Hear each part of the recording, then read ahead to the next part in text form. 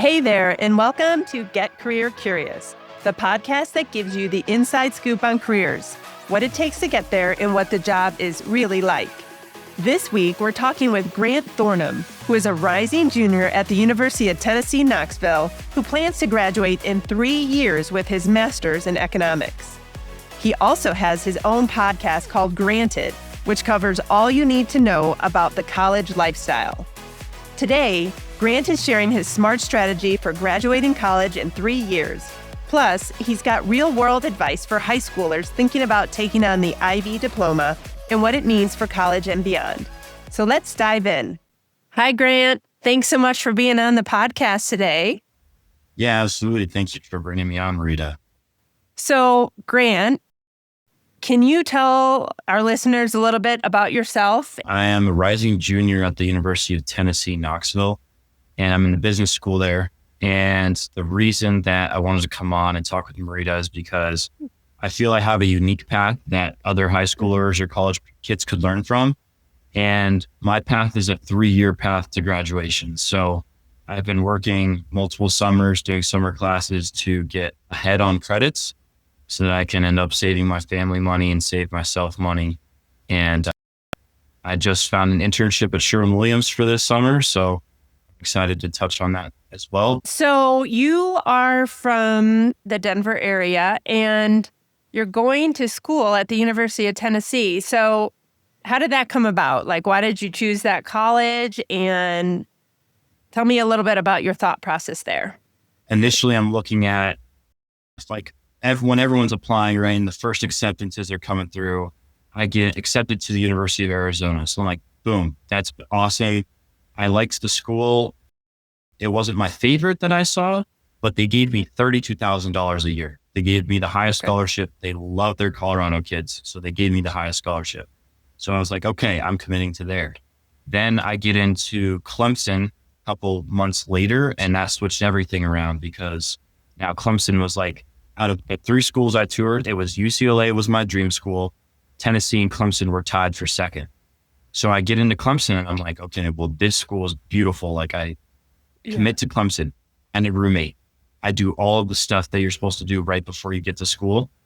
And I was going to graduate in 3 years from there as well, because it's $60,000 a year and they didn't give me any aid. So now I'm a Clemson commit, and Tennessee threw me on the wait list. So I'm here like committed up until, I think I was checking the date a few days ago. They let me off the wait list late June. So midsummer, I had to switch, or I had to make that decision. Am I going to Clemson? Am I going to Tennessee? And Tennessee ended up giving me money off the wait list. So I was like, well, this just became like a pretty big financial decision, which commitment to Tennessee.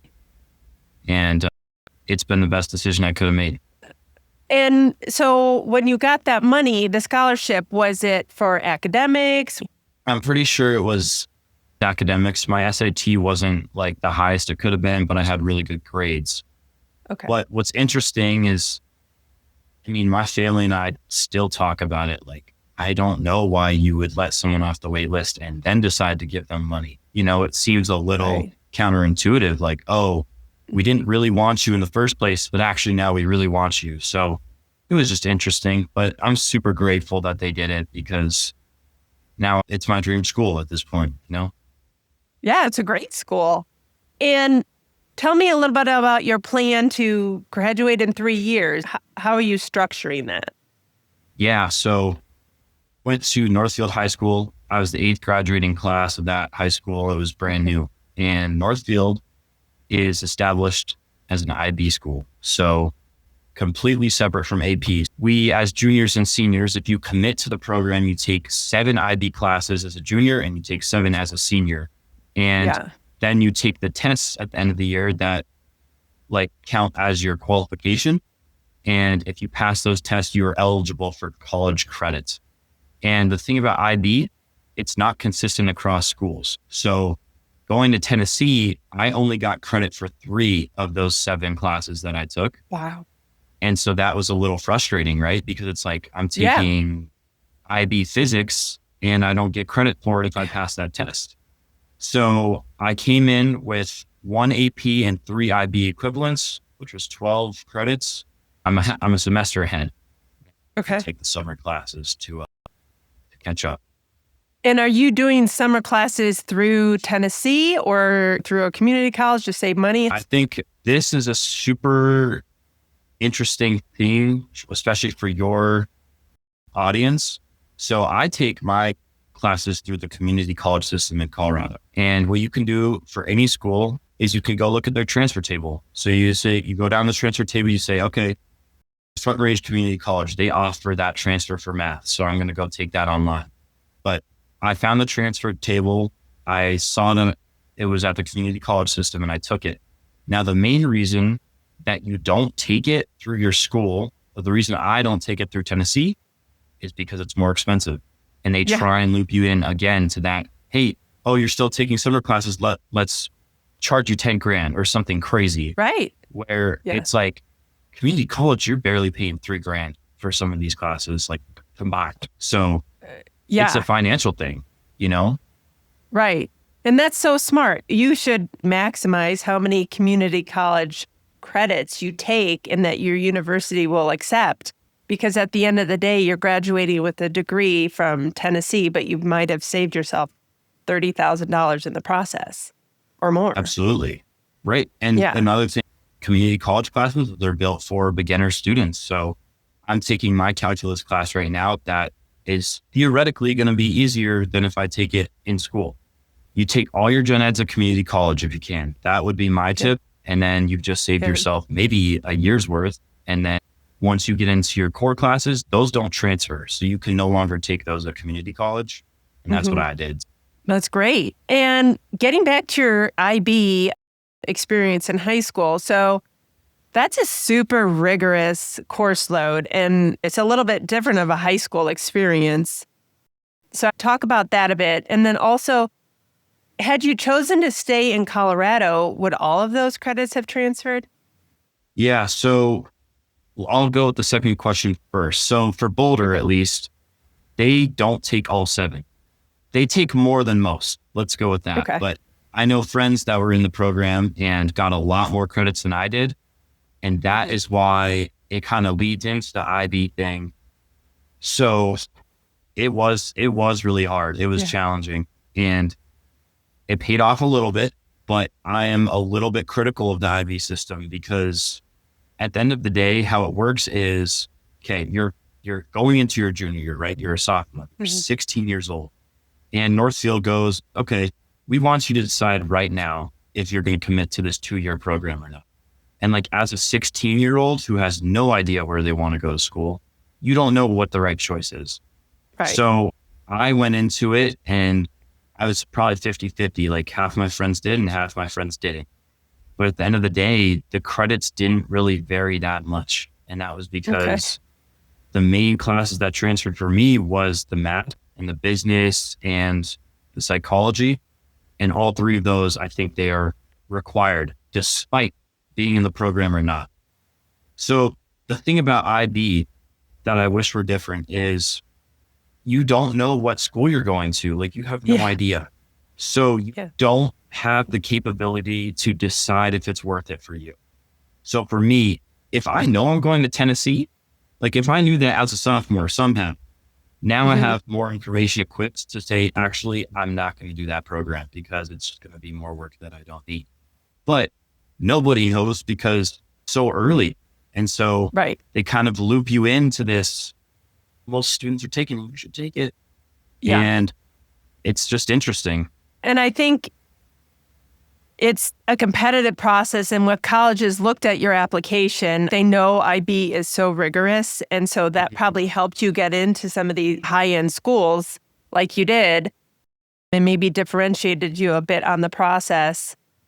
But again, having just maybe taken some AP courses, you probably could have gotten the same end result. Hard to know. But last thing too on IB.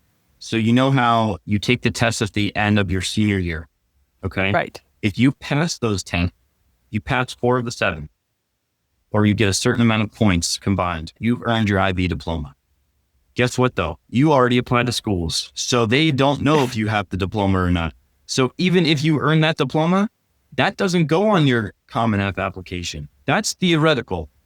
So everyone applying is a theoretical candidate. They haven't even earned it yet. So what's the difference between someone who's doing the program and not? They're taking maybe 2 or 3 more IB classes. And maybe that helps you get into schools. Maybe it doesn't. Okay. So that's the interesting thing. Yeah, that's really interesting.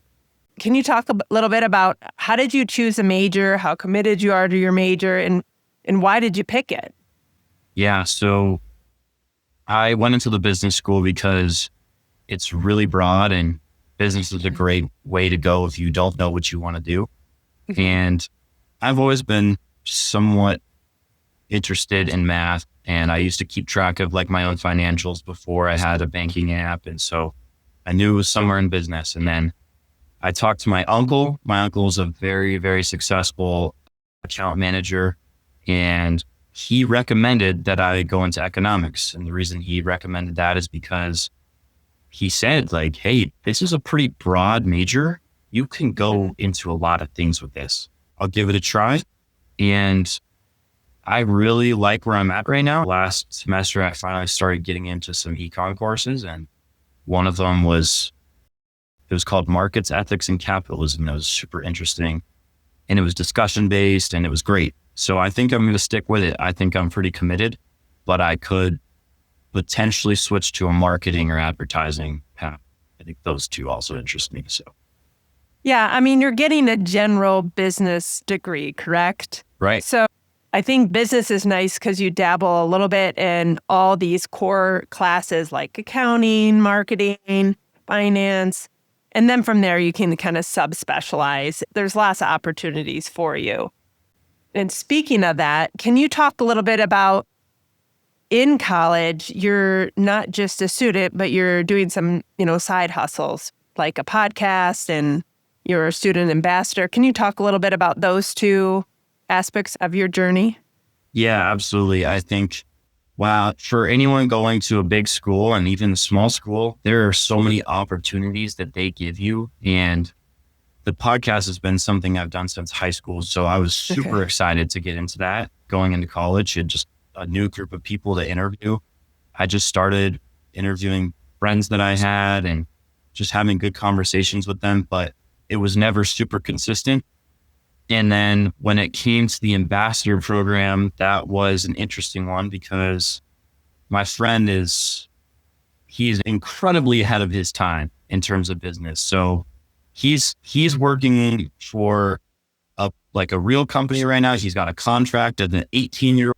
Like he has a professional contract, and he was the one that recommended I apply for it. So he was a connection that put that ambassador application in front of me. And I was like, well, again, take every opportunity you can. Why not? Mm-hmm. This program, whether it works out or not, is going to be a good opportunity. I do the interview, I do the calls, and I become an ambassador for this newer clothing brand called Crew Dog, which has its pros and cons. It was not something I was super committed to. I didn't jump fully into it. And I think that's just the nature of college. It's hard to really commit all of your time to one thing. So whoa, I'm trying to do a podcast. Oh my God, I have economics homework that I have to do. And then I have to worry about being an ambassador. And it's a balancing act. But the ambassador program ultimately helped me to get the internship role that I have now, because it's a sales job and it's some sort of customer service. So it worked. Yeah, well, you're learning skills. And I think that's what's important in college is that you try different things, and it's, it is a balancing act. What do you do with your internship now, and who is it with, and what are you doing? Yeah, so the internship was, it was fortunate that I found this one for sure. They're super hard to land. I mean, and I'm assuming it's paid. I mean, they're very hard to get. Yeah, so you are absolutely correct. And everyone that I know that's in that internship path, they get it through someone they know. So I got on a call with the same friend that I just mentioned, and I said, hey, what do I need to do to get an internship? He was like, you need to leverage your connections. Talk to your mom's friends, talk to your dad's friends, talk to your family. Do they have people that they know that you can connect you with? This was right before the second semester started. Mm-hmm. I didn't do that. I listened and I was planning to, but again, life got in the way. And I ended up being in a pickle probably around, it was February, March. And I'm like, I need to start just throwing my name out and I'm going to apply for a lot of internships. And if they don't land, at least I say I tried, right? Yeah. So I had that mentality of like, all it takes is one. And so I was just mass applying to internships and I did it through LinkedIn. And for a lot of people that doesn't work, but the one internship that got back to me with an interview was Sherwin Williams. And so they called me 2 times. The first time I didn't pick up because it was an unknown number. The second time I saw the voicemail and I had to take that call in the middle of class because I knew this was a monumental moment. If I pick up this call, this could lead to something. So I pick up the call. It leads to an interview. I interviewed during our Easter break with probably the best manager I have ever had in my entire life. And we have a great conversation. It feels like this, Marita, like the interview felt like a conversation. It was not like I had to be prepared, no doubt about it. But towards the end, it was me asking about her and the podcast skills that I've learned over the past transferred to that interview. And that was a big reason I think I was able to land it. So then I landed an internship position with Sherwin. It was a paid internship. It's still continuing, but I'm on week 8 of that internship as it stands. And yes, paid is not, it is not something I thought I'd be going into. And I've talked with a lot of people in the careers that said the exact same thing. They don't plan to go into paid. But the thing about Sherwin is the people are way different. Like everyone in that company is genuinely a good human being. And the people around that company is what makes it something that people recognize Sherwin for that reason. It's the people inside Sherwin that make that happen. So, wow, I'm so grateful that I landed that because I needed it. Like I was desperate. It's kind of crazy that you needed to apply to a summer internship for now, this summer, summer 2025, when last fall, like almost a whole year in advance, right? Yeah, absolutely. But was that your experience? It's different. And like I said, I got lucky because I was late to the process. So I was applying in the spring.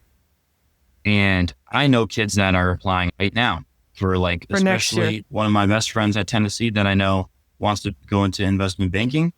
Boom. He's already applied to 10, 15 internships already because that's how far in advance they are looking. Yeah. So I think it's a crazy thing. Yeah. And I think that's something for college students to really put on your radar is how far in advance you need to be planning. It's almost a full year out to try and get an internship. So what are you doing in your internship? Is it sales? Yeah, it is sales. And it is so much more than I thought it was going to be. And same with my parents, they've been saying the same thing. So it's a sales internship. And basically what I do is I shadow the senior sales rep. So I go to a different store every single day. I'm looking at different territories. And then, you're kind of thrown into the field. You're trying to sell people on a product and you're doing demos of these products and you're showing the customer what the product looks like. And then you're doing merchandising. And then the other thing that's been really interesting with this internship is the connections that they've been giving us. So every Thursday, and now it's become multiple days a week, we have calls with all the different departments across Sherwin. We had a call today with the Lowe's business unit team, which was involved like 2 or 3 people. We've had calls with the marketing team. We've had calls with the finance team. The first call or the second call on week 1 or 2 was with the VPs of the company. Like they really throw you in and let you talk to the people that are higher up in the organization. It's incredible. Like I never expected that from the internship. Yeah, that's a great experience. And I think so many people don't understand the career path of sales when they're in college because it's not a major. So it's like you don't major in sales. And so no one's thinking, oh, when I get out of school, I'm going to do sales. But it is a very fun and lucrative career. Do you think you'll continue? Do you like the sales aspect? I think the sales aspect is interesting because I'm a people person. So Right. I really enjoy the interactions with people and helping them. So that's why I like the sales side. But as I move forward with the internship, I'm kind of unsure of what the future looks like. They called the other day that they're saying, hey, where do you see yourself in the next couple of years? Would you consider coming back for a second year in the internship? And Yep. I think I would love to do that, but I also want to explore other areas. And it might be sales and it might not be. But I think, honestly, a lot of people in sales, like you just mentioned, didn't plan to be there initially. It wasn't something they planned on doing.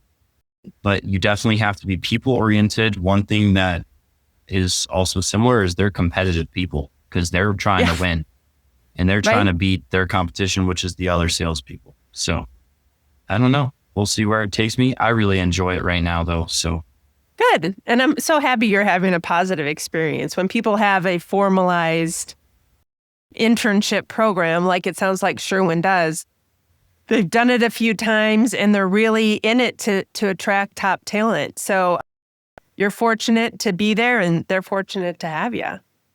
yeah, So, I completely agree. So getting back to your experiences in college, your first, year away, what advice do you give to high school students, A, in picking colleges, and then B, setting themselves up for success for that first term or first year? Yeah, Marita, that's such a great question because when I was a senior, I'm looking for the same advice.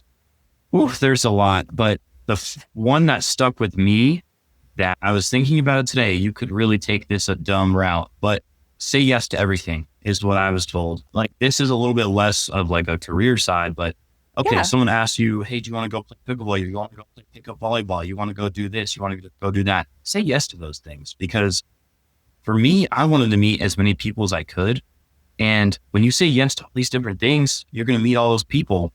And guess what? That ends up actually connecting you back to the career point, which is now you have all these connections. And obviously you don't look at them as connections, you look at them as friends.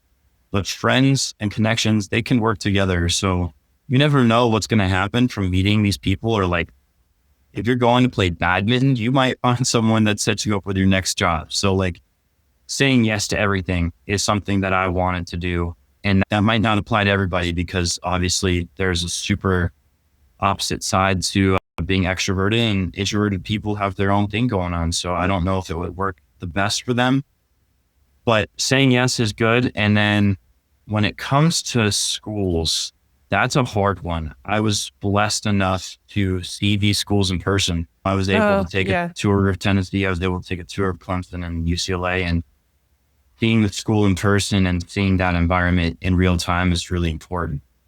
So I would say take tours. And if you can't take tours, take an online tour. Do your best to just try and imagine yourself there. And if you can't really envision yourself having a good time, it might not be the best fit for you. But then the other thing that comes into play, which came into play for me, is money. I mean, at the end of the day, as a student, you need to start thinking about what are your parents offering, right? How much do they have that they're willing to put towards your college education, right? That's important because as sucky as it sounds, the numbers have to work out. And the main question I would ask is, okay, would you rather go to this 4-year university and have some debt, or would you rather go to this 4-year university and be okay? Like, it's hard to do, but you kind of got to think a little bit more long-term with it because it's such a big decision and it's so stressful, but money's a big factor and seeing yourself there is a really big factor. Great advice. Yeah, I agree. The expense of college right now is kind of out of control. You don't want to dig yourself a big hole.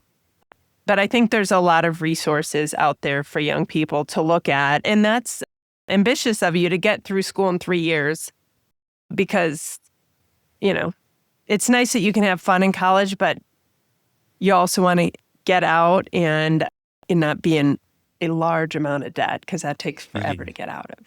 Yeah. Yeah, I was really curious about your background. I know that you mentioned you had a couple internships in your day, and I don't know what school you went to, so I would love to hear about your journey and kind of how you ended up where you are. Sure. I attended the University of Michigan for undergraduate.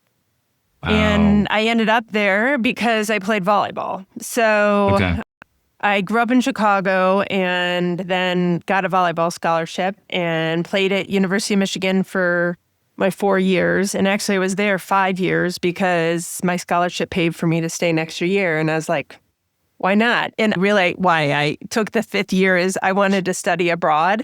And as an athlete, you can't study abroad. So I took my last semester and studied in Chile.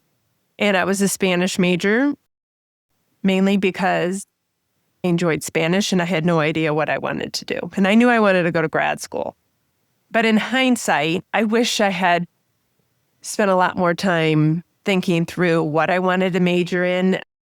I think I would have gone a different direction. And that actually is why I ended up starting this podcast, because I really did not get a lot of guidance choosing majors or thinking about careers. And I think the earlier you do that, the better choice you can make. And I have 4 kids and I spend a lot of time with them talking about what they want to do with their lives, because I want them to be happy and I want them to find careers that they find purposeful, meaningful, where they're giving back and they're financially independent. So that really was the impetus for starting this podcast. And I know a lot of kids don't get that guidance. And so it's a nice way for people whose parents didn't go to college or don't know how to navigate the process, or their support system is not as robust, that they can kind of lean into this podcast and get some advice.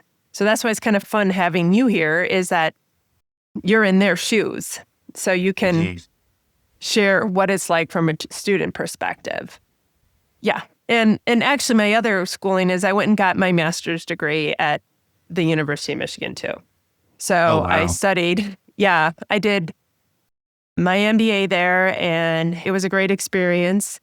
And like you said, one piece of advice I have for young people is to meet people and take advantage of your opportunity to meet other young people who are in the same boat as you and be kind and make friends. And then later in life, things come back full circle. It's been very fun for me to reach out to old college friends, high school friends with this podcast, because I had good friendships. And now, 30 years later, people are like, sure, I'll be on your podcast. I'm happy to share what I do for a living. So it's all about networks. And I don't think networking has to be a hard process. It actually should be super enjoyable, or at least it is for most extroverts. You're correct in that if you're an introvert, it could be a little trickier, but I still think it can be very enjoyable. Yeah, I think just to speak to your show, Marita, I think it's such a great idea what you're trying to do here, because I put out an episode right after we graduated and I spoke to the IB diploma. And my goal with that was to reach the younger base of students. But like your show is focused on that. Like how incredible is that these students are going to be able to get this type of advice. And so I think that's so valuable. The other question I have, since you mentioned volleyball, you're a student athlete, right? So your balance looks way different than the average person. Like, can you touch on that? What does that balance look like when you're going to the University of Michigan, which is one of the most prestigious universities in the country? Yeah, I will say, and this is funny because now my daughter is a student athlete at the University of Hawaii, also playing volleyball. And there is a lot of, glitz and glamour or supposed around being a D1 athlete. And it gives you a ton of perks. And I wouldn't give that an experience up for the world. However, it is really not the best way to get your education, I would say. You are limited. So you're given a practice schedule and you have to be at those practices. Like you have a block for weights, a block for film, a block for practice. So in your school day, you could have 6 hours dedicated. And so you are left with like 3 or 4 hours that you can pick your class. So you end up picking your classes based on when they fit in your schedule, not on what interests you, not on, is this a great professor? So I would say that's a real drawback. And you just kind of fill in your schedule, and academics just fall to the second priority because your job is to be good at your sport. So that's one drawback that most people really don't know about. If I could go back, I would love just to be a student and to just do clubs and to go to events and to get involved in clubs. I did none of that. Like truly, I just did my sport and I did school, and then that was it. And my friends were the other athletes because they're the only other people you really see, because it's a grind. It really is. Yeah. It's, I don't think people quite understand that. For instance, my daughter, her practice schedule for the entire spring, because it's their off season, she had to get up every day at 4:30 in the morning. So it's not as glamorous as you think, but there's a lot of unique opportunities as well as a student athlete, I would say. So. Yeah, how hard is that, though? That's just not being able to choose what you're interested in, but we're choosing based off of the schedule. That's so hard to even think about. But we all did it, and that's kind of funny. Sure. Yeah. I'm curious, kind of to switch it up a little bit. Where do you see this podcast going? How do you want to grow this thing, and where do you envision it going? Because I love the idea, and I'm just curious where your head's at. So honestly, I am doing this podcast because it's just a labor of love. I feel like there's so many young people who could benefit from it. And so long term, my goal is just to get it out there and get people to see episodes and to use it. For instance, I did a podcast episode with the managing director of a really large investment banking firm. He's a good friend from high school, and he gave tremendous advice. I think anyone who wants to go into investment banking should listen to that episode, because you are getting access to a super senior person who's telling you what the job's really like, and also what he asks during interviews and what he expects from candidates. All there. And so really my goal is to get these informational interviews out to young people. This is just a door to open up the possibilities. And you can walk away with, yeah, that sounds cool, or no way, that is not for me. And those are such valuable learning experiences. So that's more or less the goal of the podcast, is just to get it out there and to help young people. Yeah, I think the podcast is so great. I've already said it once, but the fact that you're just offering this thing that's not accessible to everybody. And like, right. I can think of a few people right now that I would send the investment banking episode to, because it's that valuable. Yeah. So I think what you're doing is great. And I really admire that. Thanks. So Grant, any other last pieces of wisdom you want to share with our listeners?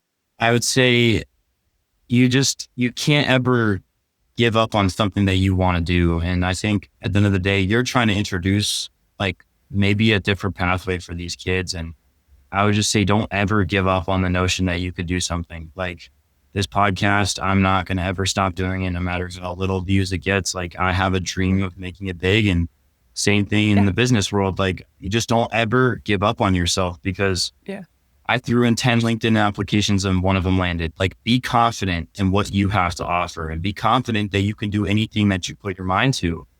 I think that goes for anything in your lives. And whether it's getting that scholarship or graduating in 3 years or becoming that student athlete, like they can do it. You guys can do it if you're listening and watching. Thanks so much for tuning into this episode of Get Career Curious. I hope you enjoyed hearing Grant's story and his practical tips on graduating college in 3 years, why saying yes to new opportunities pays off, and how making friends in college is one of the best ways to build long-term, lasting connections. If you're a high schooler considering the IB diploma, Grant's honest take that it might not be worth the extra stress and work is invaluable advice for making the choice that's right for you. If you found value in this episode, don't forget to subscribe to this channel so you never miss an insider's guide on building a joyful, meaningful career. For more tailored career advice and to connect with other motivated Gen Z listeners, join our Get Career Curious community on our website. And be sure to check out the Granted podcast, where Grant shares even more student insights and life hacks. Thanks for listening today. Your journey is just the beginning, and we're here to help you make the most of it. See you next time.